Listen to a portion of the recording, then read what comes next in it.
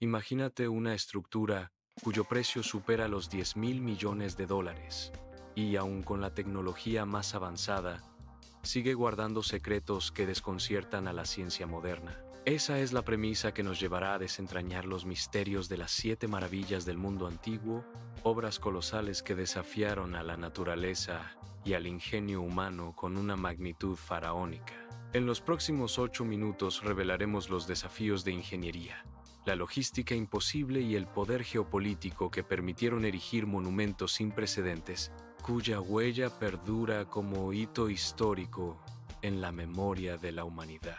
Desde el desierto abrasador de Egipto hasta el mar de Egeo, cada maravilla no es solo un monumento, es una declaración de ambición que trasciende siglos. Hablaremos de la Gran Pirámide de Giza, los jardines colgantes de Babilonia, el templo de Artemisa en Éfeso, la imponente estatua de Zeus en Olimpia, el majestuoso mausoleo de Halicarnaso, el colosal coloso de Rodas y el faro que iluminó el puerto de Alejandría. Cada una encierra un secreto técnico que, unido a una logística titánica, explica por qué estas obras siguen desafiando a la ciencia contemporánea. ¿Te has preguntado alguna vez cómo pudieron mover bloques de piedra que pesaban más de 2.5 millones de toneladas sin la ayuda de grúas modernas? ¿Qué estrategias logísticas se emplearon para transportar madera, cobre y piedra a través de desiertos y mares agitados? Cada respuesta abre una ventana a un mundo de conocimientos que,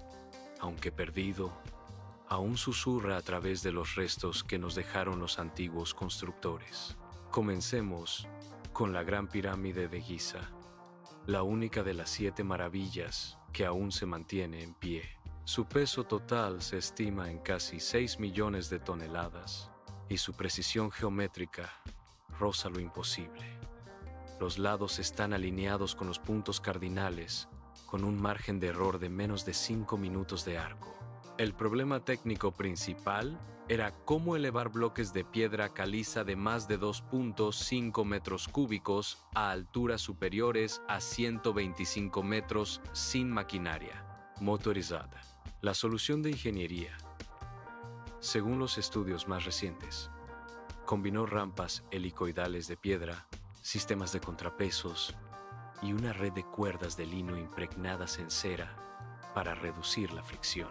Pero la logística fue aún más desafiante.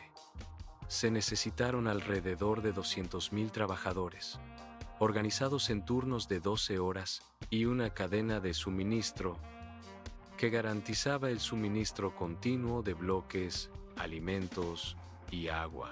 Todo ello bajo la supervisión directa del faraón, quien utilizó la construcción como símbolo de poder divino y legitimación política. Este proyecto no solo fue una hazaña de ingeniería, fue una maniobra geopolítica que consolidó el dominio del faraón sobre el Valle del Nilo, imponiendo un mensaje de eternidad y autoridad que resonó en todo el antiguo Egipto. La pirámide, al ser visible desde kilómetros de distancia, se convirtió en un faro de poder que intimidaba a los rivales y atraía a los comerciantes. Ahora, antes de seguir con la siguiente maravilla, cuéntame en los comentarios cuál de estos enigmas te intriga más. Si este recorrido está despertando tu curiosidad, dale like y suscríbete.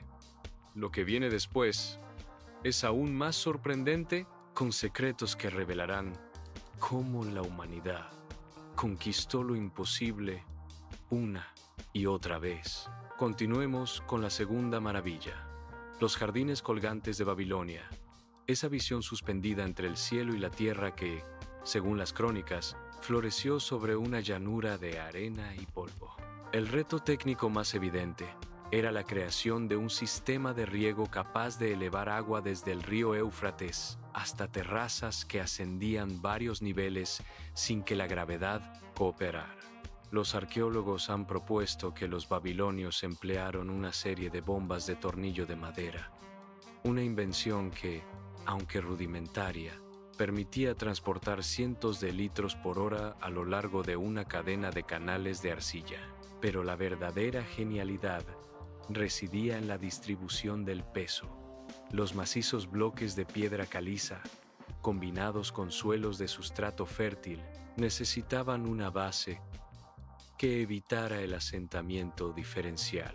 Para lograrlo, los constructores excavaron cimientos de arena compactada, intercalados con capas de grava y piedra, creando una plataforma flotante que absorbía las vibraciones del suelo. Logísticamente, la obra demandó la movilización de miles de agricultores y artesanos, organizados en gremios que suministraban plantas exóticas, tierra fértil importada de las tierras altas y mano de obra especializada en la gestión del agua. Cada temporada de cosecha se sincronizaba con el flujo del río, garantizando que el suministro de agua fuera constante y que los jardines pudieran mantenerse verdes en medio del desierto. Políticamente, el rey Nabucodonosor utilizó este oasis elevado como símbolo de dominio sobre los elementos, enviando emisarios a las ciudades-estado vecinas con relatos de un paraíso que desafiaba la sequía. ¿Podría una hazaña semejante haber sido posible sin la coordinación de una administración centralizada y sin un profundo conocimiento de la hidráulica? La respuesta, como siempre, se encuentra en la combinación de ingenio y poderío estatal.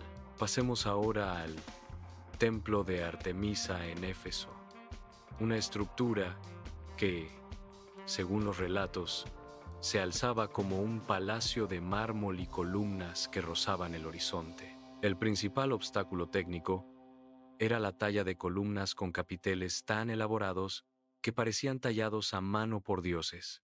Los artesanos de Éfeso emplearon una técnica de corte con cinceles de cobre endurecido, combinada con abrasivos de arena y agua, para lograr una superficie pulida que reflejaba la luz del sol como espejo. Además, el templo requería una fundación que resistiera los sismos frecuentes de la región. Los ingenieros griegos diseñaron una base de losas de piedra caliza apoyadas sobre una capa de tierra compactada, creando un cuerpo flotante que absorbía las sacudidas sísmicas. En cuanto a la logística, la construcción demandó la importación de mármol blanco de las islas de Carrara, transportado en barcos de vela a través del mar Egeo y luego arrastrado por mulas sobre caminos de tierra especialmente reforzados. Se estima que cientos de escultores y pintores trabajaron simultáneamente en distintas áreas del templo bajo la supervisión de un arquitecto chef que coordinaba la sincronía de los trabajos para evitar retrasos. El impacto geopolítico fue tan colosal que Artemisa se convirtió en la diosa protectora de la ciudad, atrayendo peregrinos de todos los rincones del imperio y generando ingresos que fortalecieron la economía local. ¿Cómo pudo una comunidad tan pequeña sostener una obra de tal magnitud? La respuesta radica en la fe colectiva y en la capacidad del Estado para movilizar recursos a escala casi universal. La tercera parada nos lleva a la estatua de Zeus en Olimpia, una colosal escultura que, según los historiadores, medía casi 25 metros de altura y estaba cubierta de oro y marfil. El desafío ingenieril radicaba en crear una estructura que soportara el peso de los materiales preciosos sin colapsar. Los artesanos de Fidias emplearon una armadura interna de madera de cedro, reforzada con varillas de hierro, sobre la cual se aplicaron capas de yeso y estuco para dar forma al cuerpo divino. Sobre esta base, se colocaron paneles de marfil tallado que representaban la piel y la vestimenta, mientras que el oro se laminó en láminas finas y se adherió mediante una mezcla de resina y cera. La logística fue una odisea de suministro. Los marfiles provenían de las costas africanas, transportados en barcos con compartimentos especiales para evitar la humedad, mientras que el oro era traído desde las minas de Hispania, empaquetado en cofres de madera sellados. Un equipo de cientos de artesanos, herreros y albañiles trabajó bajo la estricta supervisión del propio Fidias, quien estableció un riguroso control de calidad que evitaba cualquier imperfección. Políticamente, la estatua no solo honraba a Zeus, sino que también consolidaba la hegemonía de los Juegos Olímpicos como centro cultural y religioso del mundo griego. Cada vez que los atletas llegaban a la pista, la visión de la estatua servía como recordatorio del poder divino y del prestigio de la polis anfitriona. ¿Qué motivó a una comunidad a invertir recursos tan exorbitantes en una obra que, en última instancia, sería vulnerable al paso del tiempo? La respuesta yace en el deseo de inmortalizar la grandeza humana mediante la representación de la divinidad. A continuación, el mausoleo de Halicarnaso, la tumba que dio origen a la palabra mausoleo, se erigió como una obra maestra del arte funerario. El problema técnico principal era combinar la función con la forma, una estructura que fuera a la vez un monumento conmemorativo y una tumba segura para los restos del rey Mausolo y su esposa Artemisia. Los arquitectos combinaron un templo griego en la base, una estatua colosal en la cúspide y una fachada de columnas jónicas que sustentaban un techo de mármol pulido.